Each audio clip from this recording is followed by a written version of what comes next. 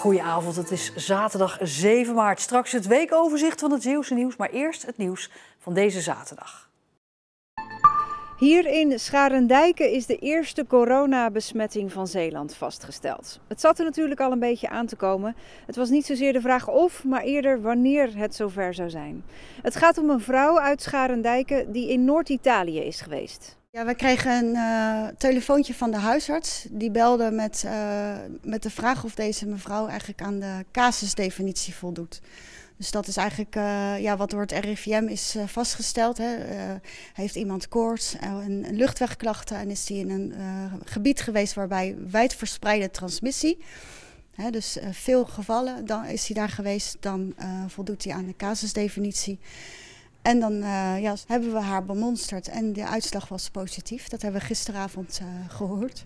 Je verwacht dat het kan gebeuren, maar op het moment dat je dan 's avonds gebeld wordt dat het geval is, ja, dan schrik je toch even. Heeft u contact gehad met de vrouw? Nee. In het kader van de wet op de privacy is het zo dat wij niet de namen doorkrijgen. Ook de burgemeester krijgt deze informatie niet, zodat ik ook geen contact heb opgenomen met de familie of met de betrokkenen zelf. De vrouw is niet zo ziek dat ze naar een ziekenhuis moet, dus ze is in thuisisolatie gezet. De rest van het gezin heeft geen klachten, maar mag ook geen contact hebben met de buitenwereld. Zij zitten thuis in quarantaine. Mocht dat gebeuren dat ze klachten krijgen, zullen ze niet getest gaan worden, want dan gaan we ervan uit dat ze ook besmet zijn met het virus. Het is ook zo dat je pas het zin heeft om te testen op het virus als je klachten hebt. Want test je te vroeg, dan is de testuitslag negatief. Maar dat wil niet zeggen dat je niet besmet bent met het virus. Dus je moet pas testen als er klachten zijn. Als de vrouw uit Scharendijke een dag lang geen klachten meer heeft, wordt haar isolatie opgeheven. Dan is ze niet meer besmettelijk. Een actie tegen voedselverspilling en te lage voedselprijzen bij landwinkels op Schouwen-Duiveland vandaag. De winkels verkochten prei van een boer uit Zeerjansland. Die dreigde zijn oogst om te ploegen omdat hij er een te lage prijs voor kreeg van de supermarkten. De landwinkels steunen hem daarin en hun klanten ook, want de winkels waren de prei zo kwijt. Ja, ruim 100 kilo in 3 uurtjes.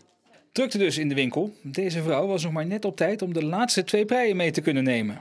Ja, inderdaad. Ik dacht dat ik vroeg was, maar blijkbaar is iedereen nog vroeger dan ik. De actie is een idee van Remco Flikweert. Hij vindt de actie meer dan geslaagd. Kijk, vandaag gaan we sowieso boven de 1000 kilo uitkomen. Nou, dat had ik in mijn stoutste droom nooit verwacht.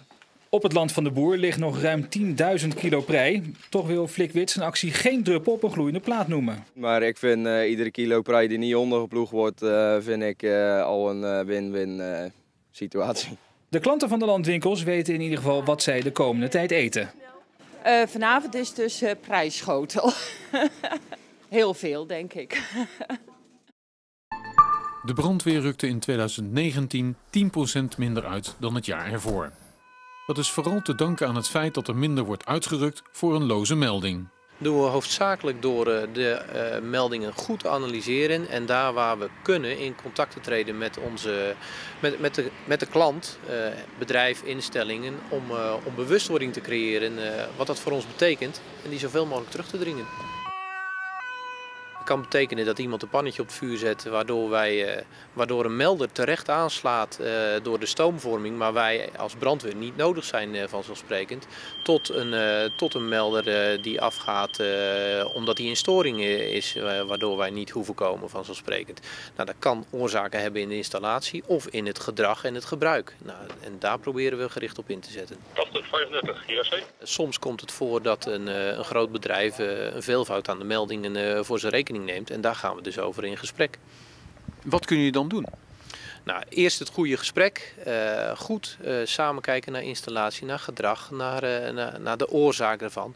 En in het slechtste geval kunnen we ook de kosten in rekening brengen en doen we dat dus ook. Every time I look at you, yeah, I see myself and I'm so proud of you. Ga je in het kader van de Boekenweek naar de boekwinkel, word je ineens verrast met een optreden van Alain Clark. Het overkwam boekliefhebbers vandaag in Middelburg. De Nederlandse zanger trad overigens niet op ter promotie van het Nederlandse boek, maar vooral ter promotie van zijn eigen album.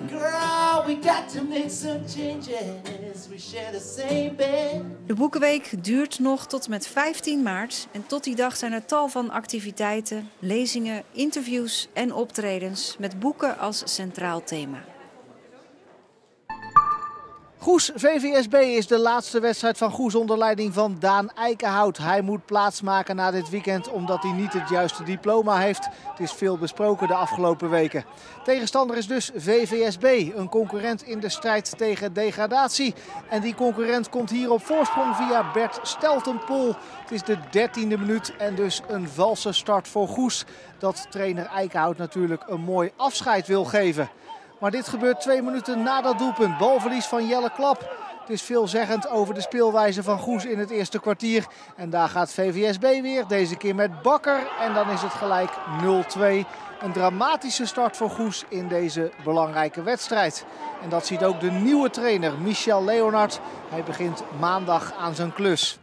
De tweede helft dan. Goes mag met de wind in de rug op zoek naar de aansluitingstreffer. En die valt na iets meer dan een uur spelen. Dit is Hypne Gwen. Het lijkt een simpel balletje, maar hij gaat er wel degelijk in. En dus is het 1-2. En mag Goes nog hopen op een gelijkmaker. En daar komt vlak voor tijd nog een grote kans voor. Dit is Steve Schalkwijk, de topscorer. Maar deze keer rondt hij niet goed af. En dus is de eindstand 1-2 voor VVSB. Een afscheid zonder punten voor Eikenhout.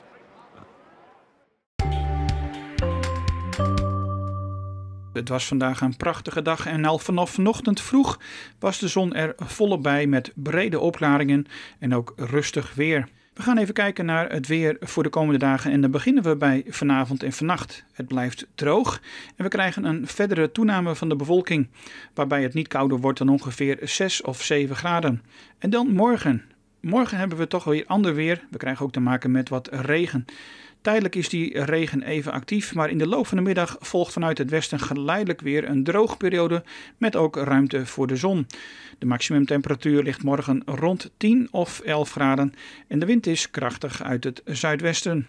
En dan zijn we al toe aan de vooruitzichten. Maandag is in eerste instantie nog wel droog, maar in de loop van de middag verwachten we enkele buien. De temperatuur komt te liggen rond 10 graden bij een vrij krachtige zuidwester. De dagen daarna wordt het weer onstuimig met meer wind, vooral op dinsdag. Het is dan ook regenachtig en de temperaturen schommelen de komende dagen rond 12 graden. Tot zover het korte nieuws en het weerbericht van vandaag. Wat gebeurde er allemaal afgelopen week in de provincie? Kijk zo meteen mee naar ons weekoverzicht. Dus graag tot zo.